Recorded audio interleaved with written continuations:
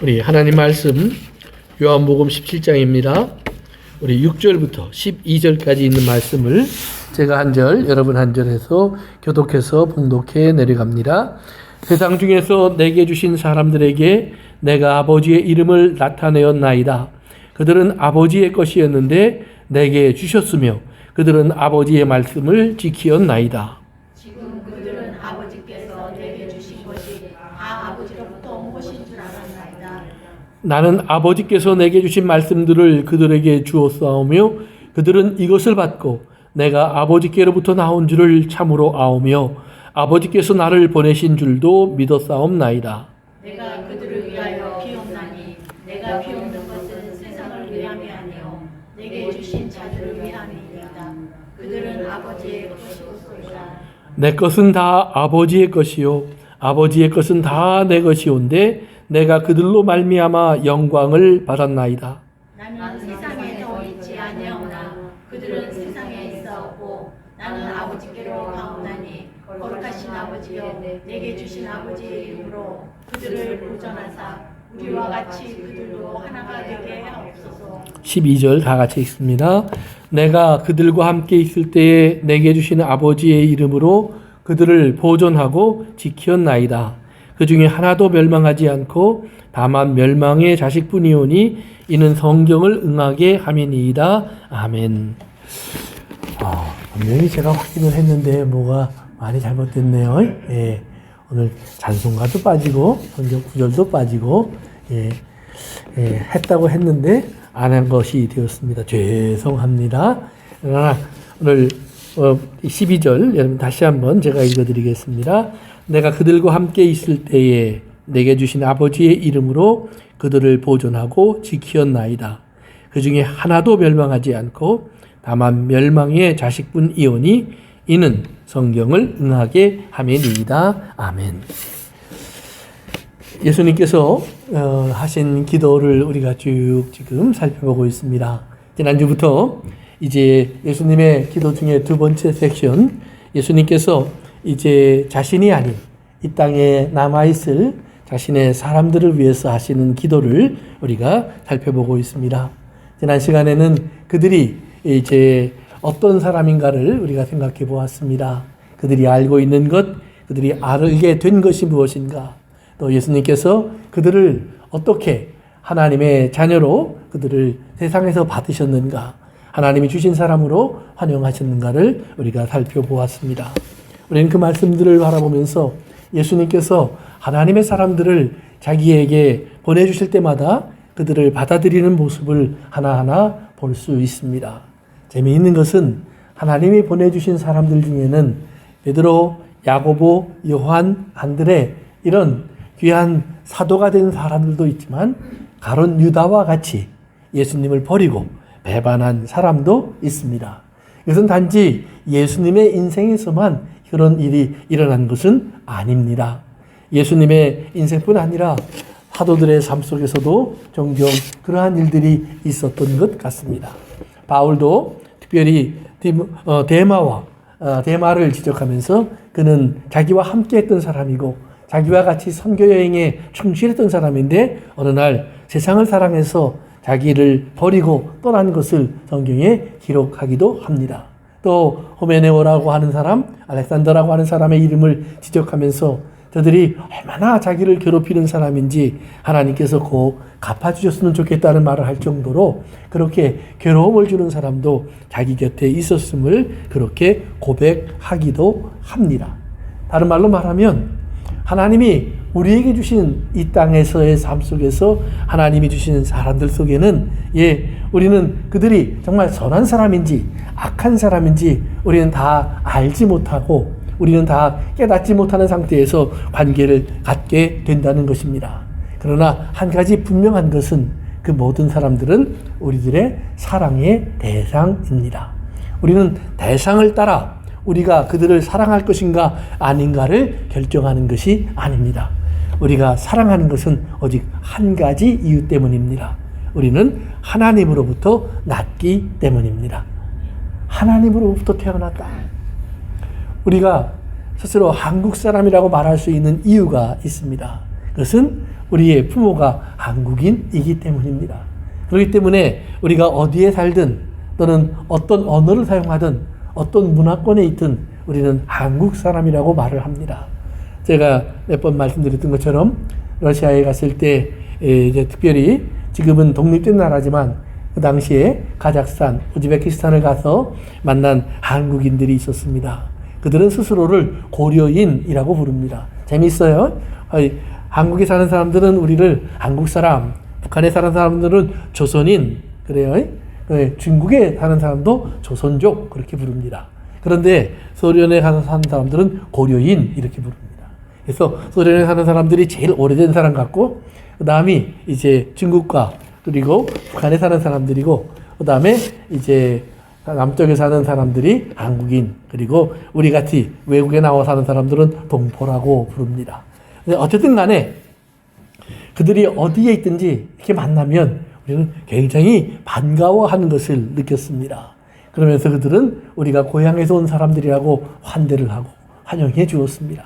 문화도 달랐고 언어도 다릅니다. 그들은 러시아 말을 했고 우리는 한국말, 영어를 했었습니다. 말이 통하지 않아 중간에 통역을 세워야 했습니다. 그럼에도 불구하고 재미있는 것은 그 안에서 우리는 참 동질감을 느낄 수 있는 많은 것을 발견합니다. 우리가 한국인이라는 것, 조상이 같기 때문입니다.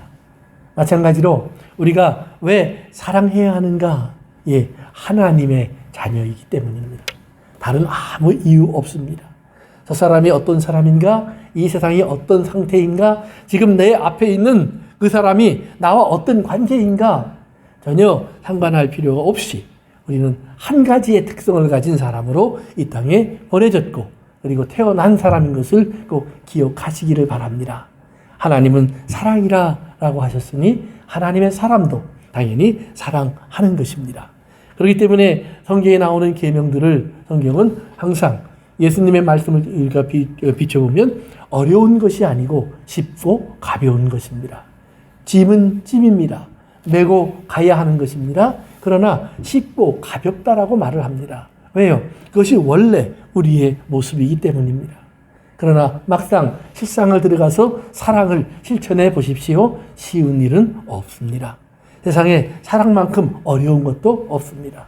세상에서 흔히 말하는 사랑이라는 달콤함과 로맨틱한 그런 내용은 사랑의 어쩌면 극히 일부분이요. 표면적인 것이요. 그는 1000분의 1, 10,000분의 1도 되지 않는 것이 그런 사랑일 것입니다. 진짜 사랑은 고린도전서 13장에 나와 있는 것처럼 참는 것입니다. 모든 것을 참는 것입니다. 그렇게 시작되는 그 사랑들을 한번 쭉 읽어보십시오. 참고 그리고 견디고 또는 바라고 믿고 그리고 기뻐할 때는 어떤 좋은 결과를 놓고 기뻐하는 것이 아니라 진리 안에서 기뻐하고 이런 하나님의 사랑은 그렇기 때문에 별도 감정적이나 또는 감성적으로 접근해 오는 로맨틱한 사랑이 아니라 성경이 말하는 사랑은 좀 더 현실적이고 그리고 그 현실 속에서 매일의 삶 속에서 우리가 관계 속에 느껴지는 삶의 일부분을 우리는 항상 경험하면서 이것이 사랑인가 아닌가를 우리가 거기서 결정해야 하는 것입니다. 특별히 우리가 이 세상을 살면서 그 사랑이라는 언어를 생각해 보면 시작할 때 아까 말씀드린 것처럼 처음 표현된 것이 long suffering, 오래 참음입니다.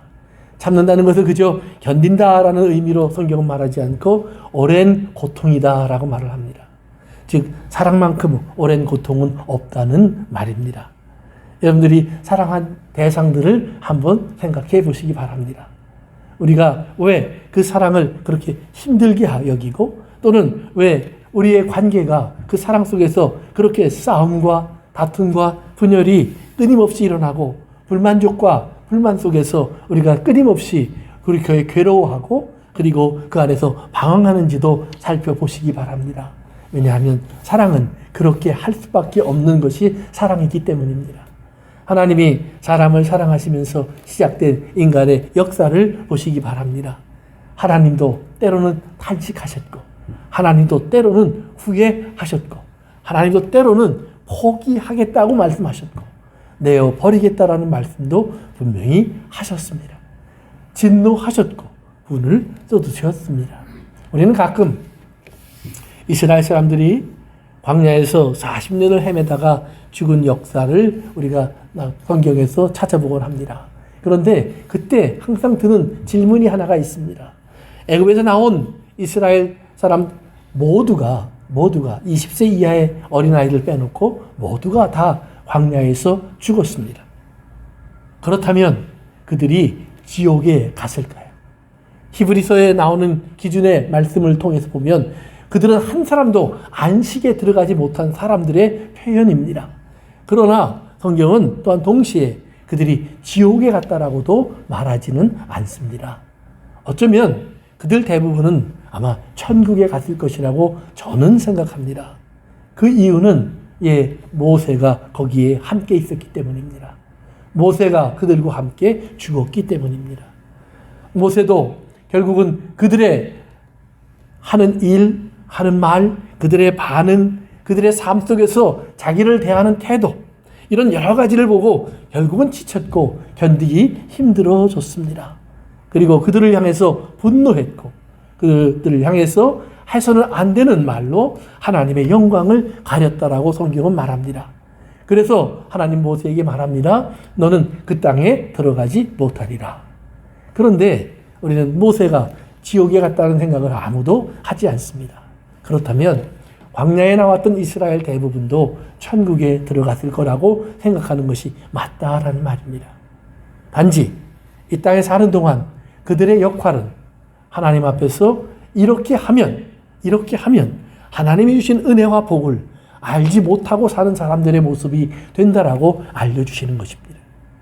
구원은 받았는데 하나님의 나라가 어떤 나라인지 그들은 모르고 있었다는 것입니다.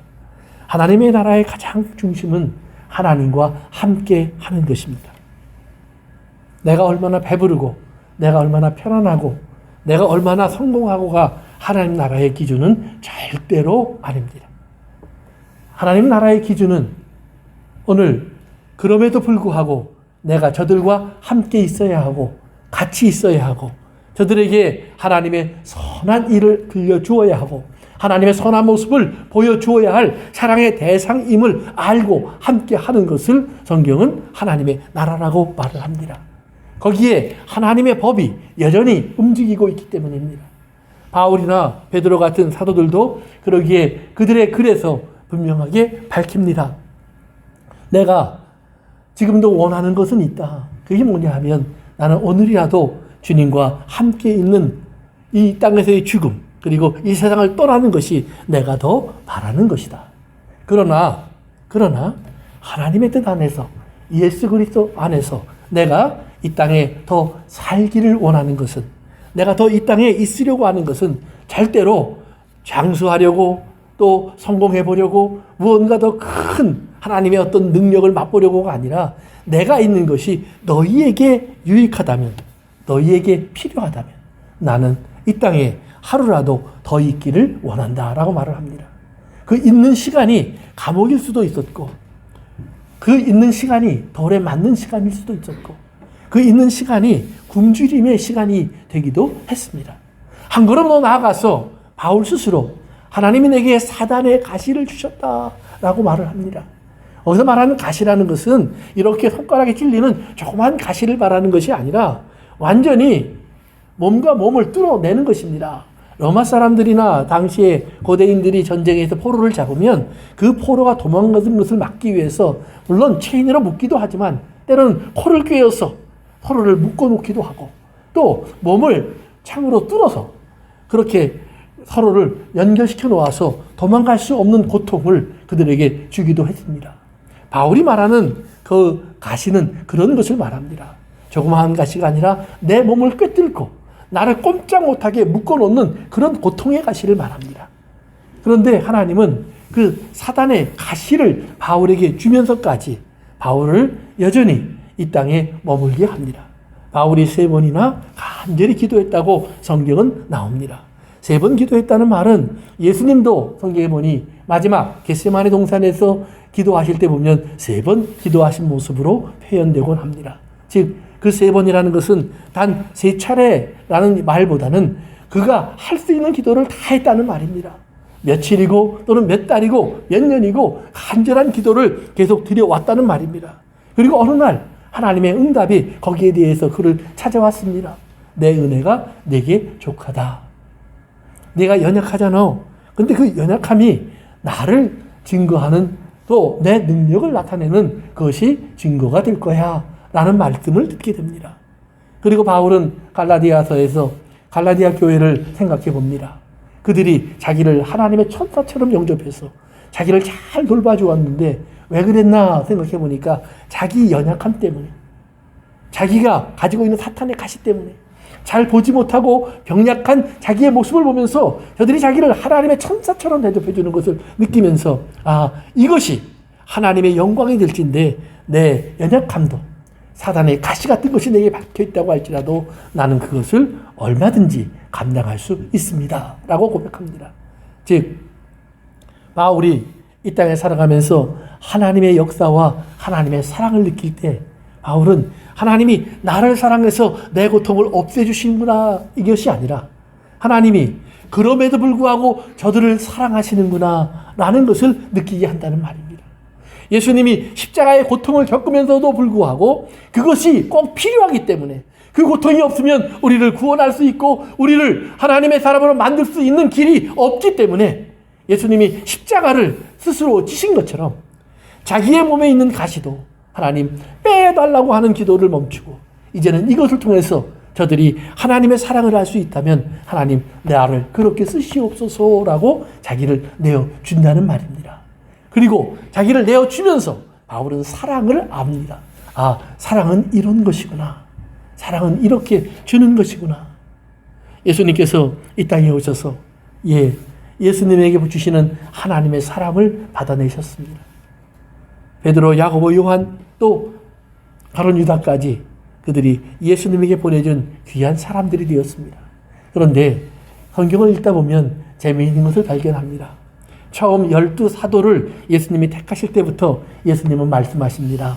너희 가운데는 믿지 않는 자들도 있고 또 너희 가운데는 나를 사단에게 넘겨줄 사람도 있어 라고 그들 가운데 한 사람은 아니라고 분명하게 지적하십니다. 그러나 예수님은 그 한 사람이 누구인 줄 알면도 불구하고 성경에 보면 예수님은 그를 끝까지 사랑하셨다라고 불러주십니다. 한 번도 미워하시거나 그를 따로 떼어놓거나 따로 다른 눈을 가지고 바라보고 계시지 않았다는 말입니다. 같은 말씀을 주셨고 같은 성찬을 나누셨고 같은 발을 닦아주셨고 같은 자리에 항상 있게 하셨다는 말입니다. 똑같은 말로, 똑같은 눈길로, 똑같은 손으로, 똑같은 모습으로 그를 항상 대해 주셨다는 말입니다. 사랑은 그런 것입니다. 좋아하는 자를 가까이 하는 것은 어쩌면 이 땅의 인간은 누구나 하는 일이라고 성경은 말합니다. 요즘 우리 공부하는 마태복음 5장에서도 예수님 말씀하셨습니다. 네가 좋아하는 사람에게 또 잘하는 사람에게만 인사하면 그것이 무슨 의로움이 되겠느냐. 너에게 힘들게 하는 사람, 어렵게 하는 사람에게도 인사를 해라. 그래야 그것이 하나님의 일이다. 그것이 하나님의 일이 될 수 있다라는 말입니다. 성도 여러분, 사실 우리는 누가 친구고 누가 적인지 모릅니다. 다윗의 인생 속에서 다윗과 가장 함께했던, 다윗이 가장 신뢰했던 사람 중에 한 사람이 요압이라는 사람입니다. 많은 전투에 함께했고요. 결국은 다윗은 요압을 자기의 나라의 최고의 권위에 세워주기도 합니다. 심지어는 우리아를 죽일 때도 다윗은 요압에게 편지를 써서 우리아를 어떻게 죽일 것을 그에게 부탁하기도 합니다. 요압은 이렇게 다윗의 치부를 알고 다윗의 잘못됨을 받아들일 수 있을 정도로 다윗과 은밀한 것을 나누던 그런 사이였습니다. 그런데 나중에 다윗은 죽기 직전 요압을 솔로몬에게 맡깁니다. 그러면서 말하기를 반드시 죽여라. 반드시 죽여라. 저는 이 땅에 흘려서는 안 되는 피를 흘려놓았더니 반드시 죽여라. 자기가 우리아를 죽였지만 자기의 죄는 용서받으면서 하나님께 말했습니다. 나의 죄를 죄로 여기지 아니하시는 하나님을 찬송할지어다. 내 죄를 덮어주시는 하나님의 은혜를 노래했습니다. 하나님의 선하심을 말했습니다. 그러나 요압의 죄에 대해서는 이상할 정도로 다윗은 철저하게 응징할 것을 부탁하고 명령합니다. 재미있는 것은 요압뿐이 아닙니다. 자기에게 아픔을 줬던 사람들, 그리고 몇몇 사람들의 이름을 거론하면서 그들도 다 죽일 것을 솔로몬에게 명령합니다. 그리고 솔로몬은 아버지의 뜻을 따라 그들을 다 죽이게 됩니다. 거기에 어떤 하나님의 공의가 있고 하나님의 사랑이 있습니까? 그것이 사람들입니다.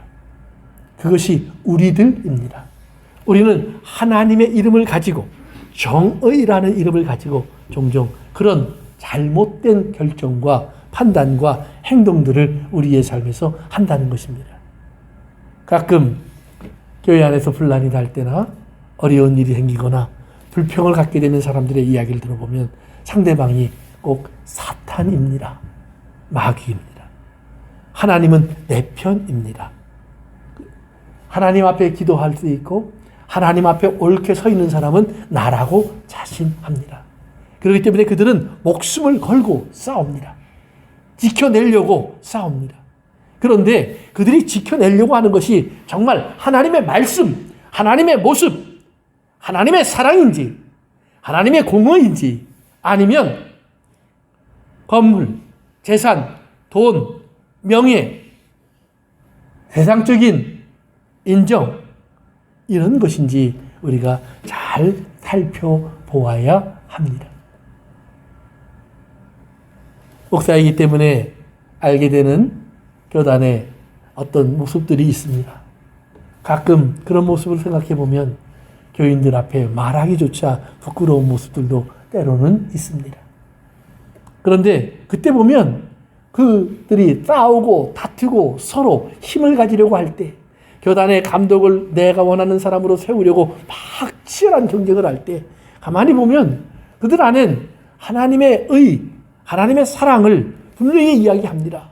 저 사람은 이런 면이 잘못됐기 때문에, 저 사람은 이것이 옳지 않기 때문에 세워지면 안 돼라고 말합니다. 사랑하는 성도 여러분, 성경을 통해서 우리는 알 수 있습니다.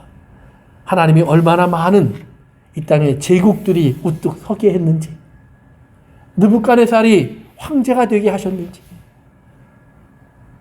얼마나 많은 이 땅에 잘못된 왕들과 지도자들을 세우셨는지, 이스라엘의 역사 속에 의롭고 공의로운 그런 아름다운 왕들이 손에 꼽을 정도밖에 되지 않는다는 사실을 우리는 성경을 통해서 읽어볼 수 있습니다. 대부분의 왕들은 잘못됐고 딴 길로 나갔습니다. 그럼에도 불구하고 하나님은 그들을 통해서 하나님의 일을 하시는데 실패한 적이 없습니다. 없습니다. 심지어는 하나님은 이방인의 왕 고레스를 들어서 이스라엘을 포로에서 돌아오게 하시면서 고레스를 내 목자라고 부르기도 하십니다. 내 종이라고도 부르시기도 하십니다. 이방인의 왕입니다. 여호와를 알지 못하는 사람입니다. 그러나 하나님은 그도 때로는 하나님의 종으로 쓰실 수 있는 하나님이신 것을 분명히 보여주십니다.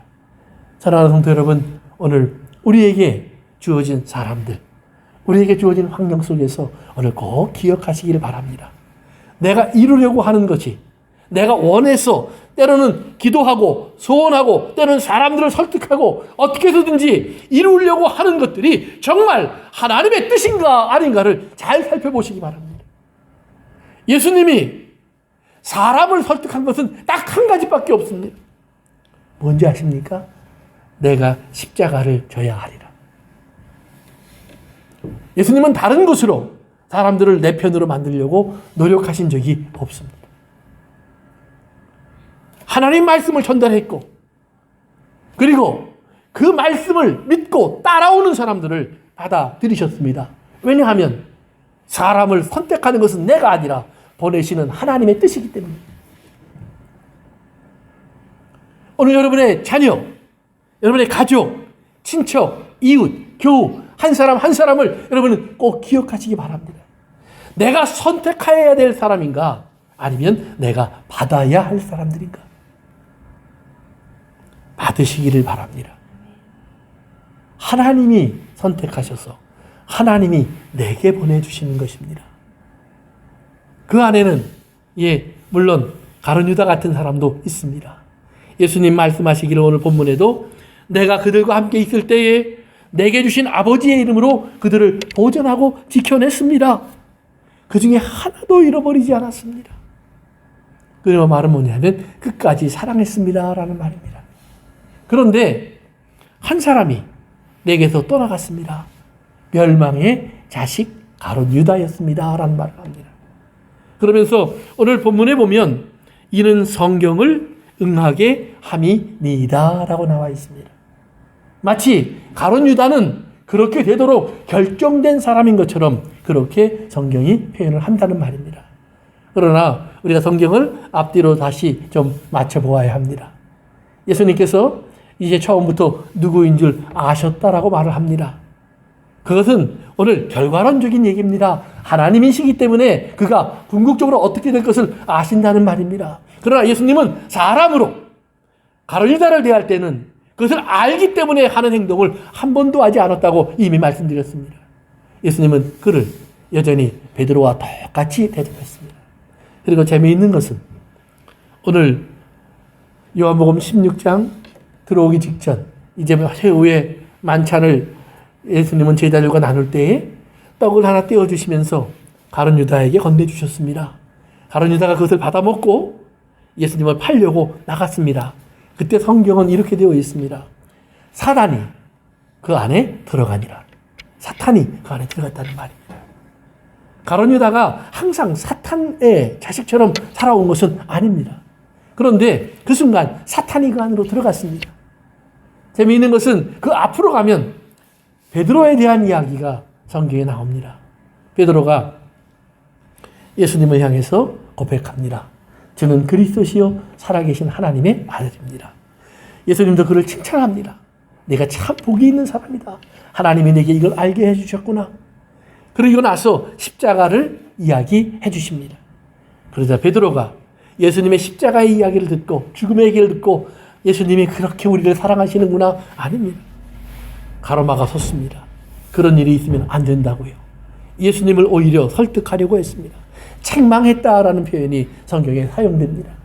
근데 그때 예수님이 베드로를 향해서 이렇게 말합니다. 사탄아, 너는 나를 넘어지게 하는 자로다. 사람의 일을 생각하고 하나님의 일은 생각하지 않는구나. 내 뒤로 물러가라. 베드로도 사탄이 되었다는 말입니다. 순간적으로 나도 여러분도 누구도 다 사탄이 될 수 있습니다. 무엇하면 하나님의 일을 생각하지 않고 사람의 일을 생각하면 바꿔놓으면 영적인 하나님의 신령한 말씀 속에서 그 말씀이 나에게 주어지는 책무, 즉 어머니로서 남편으로서 아버지로서 어머니 또는 딸로서 자식으로서 형제로서 이웃으로서 이 땅의 국민으로 백성으로 어떻게 살아갈 것을 성경에 이야기해 주었는데 그 말씀 속에서 우리가 마땅히 살아가야 할 우리의 본분을 잊고 내가 원하는 것 때문에 이야기를 한다면 안 된다는 말입니다. 저는 저희 아이가 그런 말을 했다는 이야기를 오늘 아침에 들으면서 그런 생각을 해보았습니다. 저희 아이가 요즘 가게에 가보면 물가가 너무 비싸다고 그러면서 이게 다 트럼프 때문이라고 했대요. 그러면서 뉴스를 봤는지 세금을 올리고 관세를 올려서 이런 일이 벌어졌다고 불평을 했더랍니다. 성경이 우리에게 그렇게 하라고 가르칠까요? 지도자가 착하고 좋고 내가 원하는 지도자면 그를 위해서 기도하고 내 마음에 들지 않고 내가 원하지 않는 지도자면 그를 손가락질하라고 비난하라고 원망하라고 가르쳤을까요? 아니면 오늘 그런 지도자를 하나님이 왜 세우셨는지 오늘 나를 돌아보면서 그 안에서 내가 해야 될 하나님의 사람의 역할은 무엇인지, 시민으로, 일터의 직장인으로, 이웃으로 살아가는 나의 본분이 무엇일까를 고민해 보지는 않으셨. 우리 아들이 과연 그 고민을 했을까? 사랑하는 성도 여러분, 우리가 원하는 대통령인가 원하지 않은 대통령인가, 그것이 중요한 것은 이제 아닙니다. 그를 세우신 하나님의 뜻을 이제 우리는 우리 안에서 어떻게 받아들이면서 시민으로 살아야 할지를 생각하셔야 합니다. 그것이 마땅한 교회의 책임이고 마땅한 성도의 본분입니다. 그것이 이 나라를 사랑하는 방법이고 우리가 이 땅을 살아가면서 우리에게 허락하신 지도자들을 바라보는 당연한 우리의 책무입니다. 만약 우리가 원하지 않는 것 때문에 우리의 특성에 맞지 않고 내 인격과 합당하지 않는 인격이라는 잘못된 판단 때문에 사람들을 잘못 판단한다면 큰 오산입니다. 오늘 성경 공부 시간에도 말한 것처럼 예수님의 집안도 항상 화평했던 적은 거의 없는 것 같습니다. 항상 불화가 있었고 나쁜 소문이 그 집안을 감싸고 있었고 형제간에도 서로를 시기하고 질투하는 모습도 그리 낯선 모습도 아니었던 것처럼 성경에 기록되어 있습니다. 물론 나중에 어머니 마리아도 그리고 예수의 형제들도 야고보, 유다 다 하나님의 사람들이 되었고 심지어는 성경을 기록한 하나님의 사도의 반열에 거의 올라가는 그런 사람들이 된 것도 분명한 사실입니다. 그러나 예수님이 살아계실 때 그들은 예수님에게 어려움을 주었고 아픔을 주었고 힘들게 했던 어려움의 대상들이었던 것도 분명한 사실입니다. 오늘 우리의 삶 속에서도 우리가 누구를 하나님이 내게 보내셨을 때 하나님이 나에게 허락하신 사람들을 사랑하는 성도 여러분 끝까지 우리 주님의 마음으로 대접하실 수 있기를 바랍니다. 주님은 분명히 말씀하십니다. 아버지의 이름으로 그리고 아버지의 말씀을 주기 위해서 예수님은 그들을 대하셨다라고 말합니다. 아버지의 말씀을 주기 위해서 그들을 대하셨습니다. 아버지의 말씀을 주기 위해서. 그 말은 무엇이냐 하면 아버지께서 예수님을 이 땅에 보내시면서 이 세상을 하나님께서 어떻게 사랑하셨는지 그리고 어떻게 지켜내셨는지 그리고 어떠한 결과를 앞으로 만드실 것인지 예수님을 통해서 하나님은 분명하게 말씀하셨다는 그 하나님의 진리를 예수님은 우리에게 주셨다는 말입니다. 그 진리를 주기 위해서 예수님이 택하셔야 했던 방법 중에 하나가 하나님 말씀이 그대로 다 내게 응해야 하리라. 하나님 말씀이 내게 그대로 응해야 하리라. 가룟 유다를 하나님이 처음부터 너는 저주받을 사람으로 도장 찍어놨다는 말이 아니라 예수님 말씀하시기를 이 땅에 일어날 모든 일 속에서 하나님께서 구원을 위해서 그리고 이 땅의 사람들을 하나님의 백성으로 건지기 위해서 하셨던 모든 말씀들이 다 일어나기 위해서 가룟 유다도 사용되었다는 말입니다. 그러나 불행한 것은 저는 멸망의 자식의 길을 택합니다. 멸망의 자식이라는 말은 창세기 3장 15장에 나오는 사단에게 하나님이 내 후손과 여자의 후손은 원수가 되리라 라는 말씀 속에 나오는 내 후손이라는 말입니다. 그 말은 데살로니가 후서에서 사도 바울이 마지막에 불법의 사람이 나타난다 라고 말하는 바로 그 사람입니다. 그러나 그 사람을 베드로후서 2장과 3장에서 그것은 그들이 처음부터 그렇게 태어난 것이 아니라 그들이 그 일을 택하였다라는 말로 표현합니다. 그들이 멸망의 길을 좋아하고 색을 따라가는 일을 좋아하고 이 땅에서 칭찬받는 일들을 좋아하고 그 땅에서 돈을 갖게 되는 일들을 기뻐하면서 세상의 정욕과 자기를 만족시킬 일들을 그것을 찾아가는 사람들이 되어서 그들 스스로 멸망에 빠지는 것을 그들이 막지 못했다는 말입니다. 자기가 좋아하는 대로 따라갔다는 말입니다. 육체가 원하는 대로 끌려갔다는 말입니다. 성경에 보면 하나님의 사람들은 그 육체의 멸망의 길을 자기가 알게 될 때마다 몸부림칩니다. 말씀드렸던 다윗의 이야기 속에 다윗이 범죄한 후에 나단이 찾아와서 한 비유를 들려줬습니다. 양을 많이 가진 부자가 양 한 마리를 자기 딸처럼 품에 안고 사는 가난한 사람의 양을 뺏어서 손님을 대접했다. 이 말을 듣고 다윗이 한 말이 성경에 그렇게 기록되어 있습니다. 이 일을 행한 그 사람은 반드시 죽으리라. 그리고 그 다음 절에 보니까 그것이 자기라는 사실이 밝혀집니다. 이 일을 행한 그 사람은 반드시 죽으리라. 왕으로서 심판한 말씀입니다. 하나님 앞에서 죽어야 한다라고 선포한 말입니다. 다윗은 그때 하나님 앞에 무릎 꿇습니다. 자기의 죄를 발견합니다. 철저하게 눈물과 탄식으로 하나님께 회개를 시작합니다. 그는 살기를 원하는 간절함을 갖고 있었던 것이 아닙니다. 그는 자기의 죄를 씻기를 원하는 간절함을 갖게 되었습니다. 하나님 앞에 자기가 죄인이라 다가갈 수 없는 하나님의 신령함과 거룩함 속에서 떠나버린, 마치 포도나무 가지가 당연히 나무에 붙어 있어야 하는데 뚝 잘라져 버린 것 같은 그런 아픔을 느꼈다는 말입니다. 멸망이라는 말이 바로 그런 뜻입니다. 아포 올루미. 아포라는 말은 어디로부터라는 말입니다. 올루미는 떨어졌다, 끊어졌다, 부서졌다 이런 말입니다. 어디론가부터 끊어지고 떨어진 상태를 멸망이라는 말입니다. 다윗이 그 멸망을 그렇게 느꼈습니다. 내 안에 정직한 영이 없습니다. 내 안에 주님의 영이 없습니다. 내 안에 기쁨이 없습니다. 내 안에 주님을 바라보는 그런 소망, 희망, 위로, 안식, 평안이 없습니다. 주님, 나는 끊어져 버렸습니다.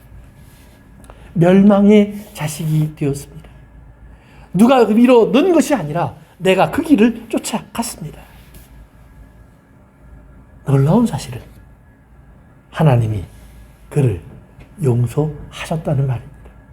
아니, 용서하신 것이 아니라 하나님은 원래 그런 죄가 없는 것처럼, 그런 죄가 존재하지 않는 것처럼 그를 대하셨다는 말입니다. 말씀드렸던 것처럼 하나님이 다윗에게 복을 이야기한 것은 이 죄를 짓기 전입니다. 내 집안을 내가 영원한 왕자에 앉는 집안으로 세워주리라. 사울에게서 뺏은 것처럼 다시는 빼앗지 아니하리라. 이런 축복의 말을 했습니다. 다윗이 그 말을 듣고 얼마나 좋았는지, 나와 내 집이 무엇이간데 하나님이 이런 복을 말씀하십니까? 그리고 나서 하나님이 보여주십니다. 네가 잘해서 내가 이렇게 주는 것 아니야. 네 본 모습을 내가 보여주마. 그 자기의 본 모습이 드러나게 하시는 것입니다. 다 드러났습니다. 더러운 죄가 드러났습니다. 정말 사람으로서는 해서는 안 되는 일을 한 것이 드러났습니다. 살인을 해도 충성된 장군의 목숨을 빼앗았고, 여자를 뺏어와도 자기의 가장 사랑받던 제자의 신하의 아내를 취하여 온 정말 추잡하고 더러운 왕이 되었습니다. 하나님이 그것을 아심에도 불구하고 하나님은 그것을 다윗의 결격 사유로 사용하지 않습니다. 꼭 기억하십시오. 하나님은 우리의 허물을 몰라서 오늘 우리를 성도, 하나님의 자녀라고 부르는 것이 아닙니다. 하나님은 우리의 모든 결격 사유를 하나님이 사랑하시기로 결정하십니다. 어떻게 해요? 놔두는 것이 아니라 씻어내는 것입니다. 버려두는 것이 아니라 함께 하면서 고쳐내는 것입니다. 바르게 만들어 가시는 것입니다. 온전하게 바꾸어 가시는 것입니다. 그때 창, 칼, 몽둥이, 회초리를 들고, 물론 몽둥이도 회초리도 드셨습니다. 그러나 하나님께서 항상 우리에게 물어보셨습니다. 우리가 결단하게 하셨습니다. 내가 원하는 것을 택하게 하셨습니다. 왜 오늘 가룟 유다를 예수님은 멸망의 자식이라고 이제 완전히 그를 그렇게 부르셨을까요? 저가 그 길을 버리지 않았기 때문입니다. 사도행전 1장에서 베드로가 가룟 유다가 한 그 행동을 이렇게 설명을 합니다. 제가 간절히 읽을게요. 1장 25절입니다. 시편에 기록하였을 때 그의 거처를 황폐하게 하시며 거기 거하는 자가 없게 하소서 하였고 또 일렀으되 그의 직분을 타인이 취하게 하소서 하였도다. 가룟 유다가 딴 길로 간 다음에 다른 사도를 세워야 되겠다라는 그 이유를 시편에서 찾아서 베드로가 이렇게 말을 합니다. 그러면서 봉사와 및 사도의 직무를 대신할 자인 줄을 보이시옵소서. 그러면서 마띠아와 또 다른 한 명을 놔두고 이 두 사람 중에 누구를 택해야 되겠습니까? 하나님, 그 중에 합당한 자를 우리에게 알게 하시옵소서. 이렇게 기도한 겁니다. 그리고 나서 가룟 유다를 얘기합니다. 유다는 이 직무를 버리고 제 곳으로 갔나이다. 왜 유다가 멸망의 자식인가를 이야기할 때 제 곳으로 갔다는 말을 합니다. 그래서 제 곳이라는 말은 이디오스라는 말입니다. 이디오스라는 말은 개인적인 자기만의 특별한 곳이라는 뜻을 갖고 있다고 한번 말씀드린 적이 있습니다. 자기만의 장소, 자기가 가고 싶은 장소. 이것을 구약에 나오는 단어로 바꿔놓으면 바알입니다. 바알. 바알이라는 말은 여러분이 이미 여러 번 들었을 거라고 생각을 합니다. 구약에 나오는 대표적인 우상, 가나안 사람들, 블레셋 사람들이 섬기는 대표적인 우상이 바알과 아세라입니다. 그 바알이라는 말은 주인, 자기 스스로의 주인이 된 사람, 신이 된 사람, 자기 스스로 다스리는 사람, 이런 말입니다. 즉 하나님을 떠나 자기만의 장소로 가서 하나님이 없는 곳으로 가서 자기가 왕이 된 세상을 갖고 있는 사람들이 바알을 섬기는 사람들입니다. 자기의 탐욕과 정욕을 채우려는 사람들을 성경은 바알을 섬기는 사람이라고 그래서 그렇게 부르는 것입니다. 즉 가룟 유다가 제 곳으로 갔다는 말은 바알을 찾아갔다는 말입니다. 자기가 바알이 됐다는 말입니다. 그런데 이 말이 예수님의 제자들이 스스로 자기를 버리고 제 곳으로 갔나이다 할 때 똑같이 사용합니다. 예수님을 혼자 두고 저들이 다 제 곳으로 갔습니다. 그런데 재미있는 것은 가룟 유다는 예수님이 다시 찾으러 갔을 때 이미 이 땅에 없었는데 다른 11제사는 예수님이 찾으러 갔을 때 거기 있었습니다. 무슨 말인지 아시겠습니까? 사랑하는 성도 여러분, 우리는 때때로 우리의 욕망의 종이 될 수 있습니다. 또 그 욕망에 이끌려서 사단이 될 수도 있습니다. 멸망의 자식의 모습을 보여낼 수도 있습니다. 그러나 예수님께서 거기에 있는 우리를 또 찾아오신다는 사실을 기억하시길 바랍니다. 왜요? 하나님이 내게 주신 자니까. 자식이 잘못된 곳에 들어갔다고 포기하지 않는다는 말입니다. 얼마 전 한국에서 한 아버지가 죽었다는 소식이 있었습니다. 한 1년이 좀 넘은 것 같으네요. 그 소식이 나온 지가. 그분은 항상 송명희라는 아이를 찾는다고 한국의 곳곳에 트럭을 타고 다니면서 큰 플래카드를 붙여놓고 송명희를 찾습니다. 또 곳곳에 플래카드를 걸어놓고 이 딸을 찾고 있습니다 라고 그렇게 딸을 찾아 평생을 보내신 분입니다. 어려서 딸을 잃어버렸고 그 딸을 찾기 위해서 자기의 모든 걸 포기하고 죽을 그날까지 자식이 있을 만한 곳, 딸이 다닐 만한 곳, 그 사람을 알 만한 사람들이 있는 곳이라면 전국 안 다닌 곳이 없을 정도로 장마당, 도시, 모든 역, 버스, 정류장 가리지 않고 찾아다녔습니다. 그리고 결국 찾지 못하고 돌아가셨다고 합니다. 비록 이 땅의 아버지는 찾고 찾아도 못 찾는 수가 혹 있겠지만 우리 하나님은 결코 우리를 잃어버리지 않을 줄로 믿습니다. 주님께서 우리에게 들려주신 말씀을 생각해 보시기 바랍니다. 나면서부터 죄 속에 태어났다고 바라본 사람을 향해서 아니야, 하나님이 하시는 일을 보여주기 위해서 저렇게 된 것이야. 하나님이 영광을 받으실 거야. 그 현무병에 걸려서 고생하던 그 여인이 예수님을 만났을 때 예수님 그 여인을 바라보시면서 내 믿음이 너를 구원하였다. 너를 치료했다. 너는 거룩하게 되었어. 사람들이 너에게 뭐라고 할지라도 두려워하지 마. 하나님이 이제 너를 사랑하심을 네가 할 거야. 저들이 보게 될 거야. 사랑하는 성도 여러분, 이 땅의 사람들이 포기한 곳에 머물러 있던 지극히 작은 자와 같은 사람들을 예수님은 다 찾아냈습니다. 예수님이 가는 곳마다 그런 자들을 만났고 그런 자들을 부르셨고 그런 자들에게 하나님이 네 아버지야. 네 아버지가 너를 찾고 있어라고 그들에게 들려주셨다는 사실을 기억하시기 바랍니다. 오늘 우리는 꼭 기억하셔야 합니다. 나를 찾아오셔서 나를 지켜내시는 주님의 거룩하신 말씀을 기억하십시오. 어떤 말씀으로 내게 들려주시는지를 기억하십시오.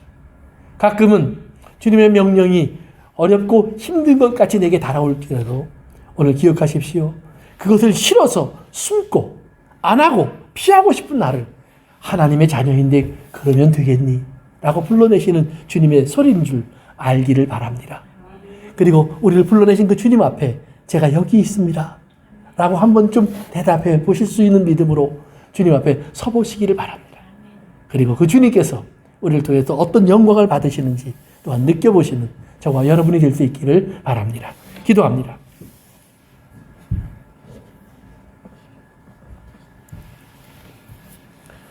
아버지의 죽음과 함께 그 딸을 찾던 플랜카드도 전국 방방곡곡을 돌아다니던 그 트럭에 붙어있던 그 광고문도 전단지도 이제는 다 사라졌다고 합니다. 사랑하는 성도 여러분, 그러나 우리 아버지는 지금도 살아계십니다. 지금도 우리와 함께 하십니다. 지금도 우리를 바라보고 계십니다. 오늘 여러분이 머물고 있는 그곳에서 우리 주님은 지금 여러분을 부르고 계십니다. 응답하십시오. 주님께서 여러분을 지키기 위해서 가져오신 그 하나님의 무기가 바로 그 말씀입니다. 하나님의 지혜가 그 말씀 안에 있습니다. 하나님의 능력이 그 말씀 안에 있습니다. 하나님께서 그 말씀을 오늘 여러분의 인생 속에서 반드시 이루어 주실 것입니다.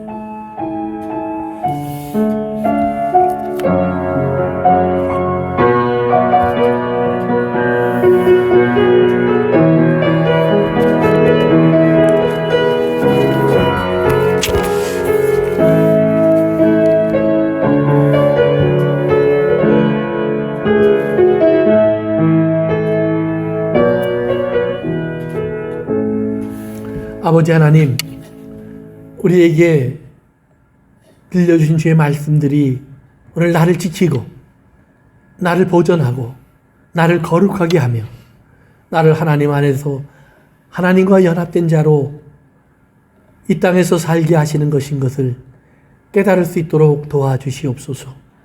아버지 하나님, 하나님의 명령과 계명이 무거운 짐이 아니라 나에게 주시는 영생의 길인 것을 우리가 볼 수 있게 도와주시옵소서.